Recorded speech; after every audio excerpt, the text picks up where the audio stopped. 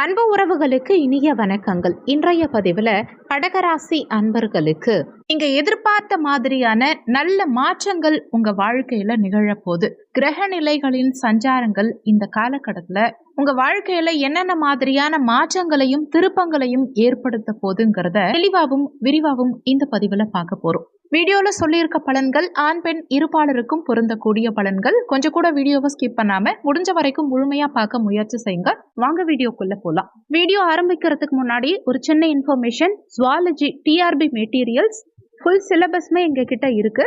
Psychology and general knowledge நோட்ஸும் சேர்ந்தே கிடைக்கும். தரமான நோட்ஸ். டிஆர்பி எக்ஸாமும் கால்ஃபர் பண்ணியிருக்காங்க.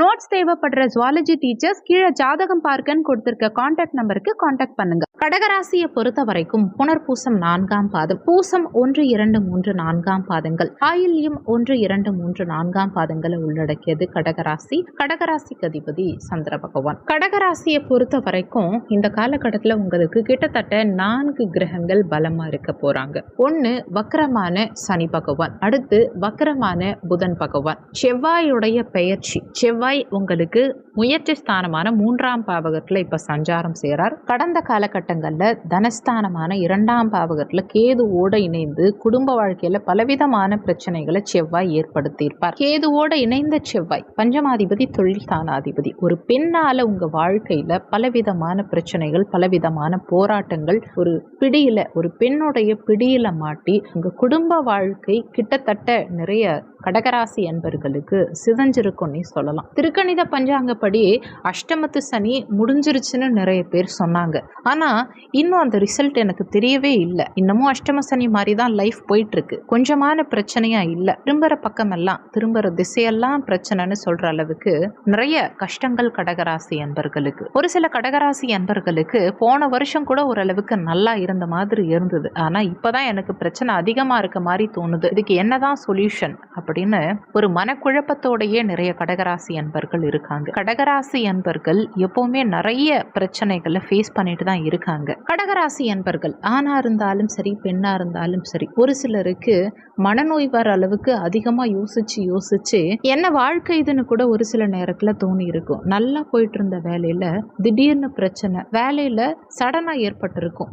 இதுக்கு என்ன காரணம்னு கூட ஒரு சிலருக்கு தெரியாது. ஒரு வீடு வாங்கி இருப்பீங்க, அந்த வீட்டு பட்டா கூட உங்க பெயர்ல தான் இருக்கும், பத்திரப்பதிவு கூட உங்க பெயர்ல தான் பண்ணியிருப்பீங்க. ஆனா அந்த இடத்துல ஏதாவது ஒரு பிரச்சனை இருக்கும். வீடு சம்பந்தமா அதிகமான செலவுகள் திடீர்னு ஏற்பட்டு இருக்கும். இதை விட தாண்டி வருமானத்தை மீறிய செலவுகள் சடனா ஏற்பட்டிருக்கும். ஒரு சில கடகராசி அன்பர்களுக்கு உடல் ரீதியான பிரச்சனைகள், மன ரீதியான குழப்பங்கள், கோபத்துல என்ன முடிவு செய்யறோங்கிறது கூட தெரியாமலே முடிவு பண்ணிடுவாங்க. ஒரு சந்திராஷ்டமம் இருந்தா எந்த அளவுக்கு பிரச்சனை வரும், அந்த அளவுக்கு பிரச்சனை சடனா வந்துட்டு போயிருக்கும். கேலண்டரை திருப்பி பார்த்தா கூட நமக்கு வரது லாபம், நன்மை, யோகம் இப்படி நிறைய போட்டிருக்கும். இப்படி சூப்பரா இருக்கேன் நாள்னு நினைச்சாலும் பிரச்சனை மட்டும் நிறைய வந்திருக்கும். இதுக்கு சுயஜாதகம் காரணம், தசாபுத்தி காரணமா, இல்ல நான் பிறந்த இந்த கடகராசியே காரணமா அப்படின்னு கேட்டா சனியோடைய கடந்த காலகட்ட லீலைகள் தான். சனி இப்ப வக்கரமா இருக்கிறது ஓரளவுக்கு நல்ல அமைப்பு தான், பட் பெரிய அளவுல யோகத்தை கொடுக்காது.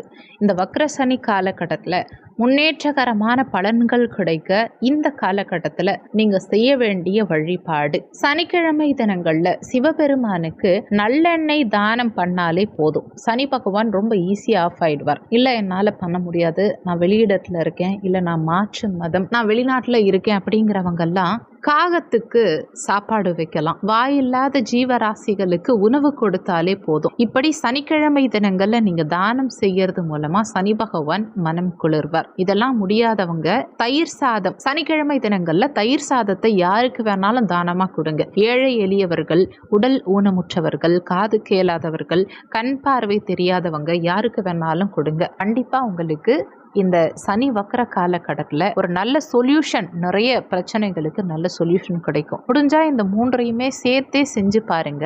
இந்த காலகட்டத்தில் உங்களுக்கு சனி பகவானுடைய தாக்கம் பெரிய அளவில் இல்லாமல், பிரச்சனைகள் இல்லாமல் ஸ்மூத்தா லைஃப் போகும். இந்த காலகட்டத்தில் அவசரப்பட்டு முக்கியமான முடிவுகள் எடுத்துற வேண்டாம். குறிப்பா டிவோர்ஸ் கொடுக்கறது, இந்த மாதிரி லைஃப் சம்பந்தமான விஷயங்கள்ல முடிவு எடுக்காதீங்க. இரண்டாவது முக்கியமான விஷயம், தவறான நபர்கள் உங்க வாழ்க்கையில குழப்பத்தை ஏற்படுத்திடுவாங்க. அதுலயும் கொஞ்சம் கவனமா இருங்க. அடுத்து 3வது விஷயம், வீடு வாங்குறதா இருந்தாலும் சரி, வேலை சார்ந்த விஷயமா இருந்தாலும் சரி, யோசிச்சு நிதானமா செய்யுங்க. அவசரம் வேண்டாம். ரொம்ப கவனமா செயல்படுங்க. குறிப்பா மனம் சம்பந்தப்பட்ட பிரச்சனைகள், முடிவெடுக்கிறதுல தடுமாற்றம், மனக்குழப்பத்தை அதிகப்படுத்தி அவசரத்துல முடிவுகள் எடுத்து அதனால பிரச்சனைகள் வந்து மனசளவிலையும் சரி, பொருளாதார அளவிலையும் சரி, குடும்ப அளவிலும் சரி, ஒரு வருத்தம் வந்துடுச்சு அப்படின்னா உடைந்த கண்ணாடியை எப்படி ஒட்ட வைக்க முடியாதோ அதே மாதிரி தான் உங்க வாழ்க்கையிலையும் இழந்த சில விஷயங்களை திருப்பி சேர்க்க முடியாத சூழ்நிலை வந்துடலாம். ரொம்ப பிரச்சனை வராம இருக்கணும்னா அமைதியா இருங்க.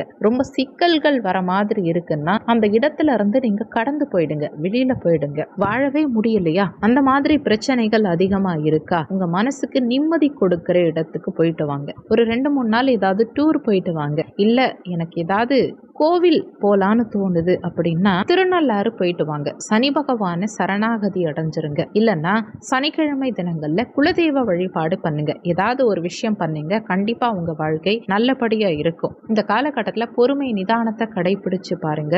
வாழ்க்கையில முன்னேற்றம் நிச்சயம் இருக்கும். அடுத்து புதன் பகவான் உங்க ராசியிலேயே வக்ரகதியில இருக்கார். இந்த வக்ர புதனால உங்களுக்கு பலவிதமான சிந்தனை ஓட்டங்கள் அதிகரிக்கும். எதுலையும் யோசிச்சு முடிவெடுத்தீங்கன்னா முன்னேற்றம்ங்கிறது இந்த காலகட்டத்தில் சிறப்பாகவே இருக்கும். புத்திகாரகன் புதன் வக்ரகதியில கிட்டத்தட்ட 3 மடங்கு ஸ்பீடா ஆக்டிவேட் ஆகிற நிலைமையில உங்க ராசியிலே இருக்கிறதுனால யோசிச்சு செயல்பட்டீங்கன்னா, சிந்திச்சு செயல்பட்டீங்கன்னா எதுலையுமே முன்னேற்றம் மிக சிறப்பாகவே இருக்கும். கடந்த காலகட்டங்கள்ல குடும்ப வாழ்க்கையில பலவிதமான பிரச்சனைகளை இந்த செவ்வாயும் கேதுவும் இணைந்து குடும்பஸ்தானத்துல இருந்து கண்டிப்பா ஏற்படுத்தியிருப்பாங்க. ஆனா இப்ப முயற்சி ஸ்தானத்துக்கு இந்த செவ்வாய் வந்தமர்ந்தது உண்மையிலேயே நல்ல அமைப்புன்னு தான் சொல்லணும். எடுக்கும் முயற்சிகள்ல இந்த காலகட்டத்தில் உங்களுக்கு வெற்றியை கொடுக்கும். தைரிய வீரியம் அதிகரிக்கும். பயணங்களால அனுகூலங்கள் இருக்கும். நீண்ட காலமா ஃபாரின் போகணும்னு எதிர்பார்த்து காத்துட்டு இருந்த கடகராசி அன்பர்களுக்கு இந்த காலகட்டத்தில் ஃபாரின் போற யோகத்தை சிறப்பாகவே கொடுப்பார் செவ்வாய் பகவான். பயணங்கள் உங்களுக்கு வெற்றியையும் முன்னேற்றத்தையும் கொடுக்கும். பயணங்களால அனுகூலங்கள் உண்டாகும். நீண்ட காலமா சகோதர உறவுகளோட கடந்த காலகட்டங்கள்ல இருந்த பிரச்சனைகளுக்கு ஒரு தீர்வு இந்த காலகட்டத்தில் கிடைக்கும். சகோதர சகோதரிகளோட நல்ல பாண்டிங்கா செல்லக்கூடிய அமைப்பு, அவங்களோட இருந்த கருத்து வேறுபாடுகள் நீங்கி முன்னேற்றகரமான நிலை இந்த காலகட்டத்தில் இருக்கும். உங்களால சகோதர உறவுகளுக்கும் சகோதர உறவுகளால உங்களுக்கும் இந்த காலகட்டத்தில் முன்னேற்றகரமான பலன்கள் நிச்சயம் கிடைக்கும். இந்த காலகட்டம் சிறப்பா அமைய நீங்க செய்ய வேண்டிய வழிபாடு அம்மன் வழிபாடு பண்ணுங்க. அம்மன் வழிபாடு இந்த காலகட்டத்தில் கடகராசி அன்பர்களுக்கு முன்னேற்றத்தையும் வளர்ச்சியையும் நிச்சயமா பெற்றுக் கொடுக்கும். அதுலயும் செவ்வாய் அல்லது வெள்ளிக்கிழமை தினங்கள்ல அம்மன் வழிபாடு, அம்பிகை வழிபாடு செய்யறது மூலமா வாழ்க்கையில நிச்சயமா எட்ட நினைத்த உயரத்தை எட்ட முடியும். சொல்லியிருக்கக்கூடிய பலன்கள் கோச்சார பலன்கள். இது வெறும் 20% தான் ஒர்க் பண்ணும். மீதி 80% உங்க சுய ஜாதகத்துல, ஜனன கால ஜாதகத்துல உங்களுக்கு என்ன தசாபுத்தி நடக்குது, தசாநாதனும் புத்திநாதனும் எங்க சஞ்சாரம் செய்யறாங்க, என்ன மாதிரியான சாரம் வாங்கியிருக்காங்க, இந்த மாதிரி நிறைய விஷயங்களை பொறுத்து 80% உங்க வாழ்க்கையில எல்லாமே நடக்கும்.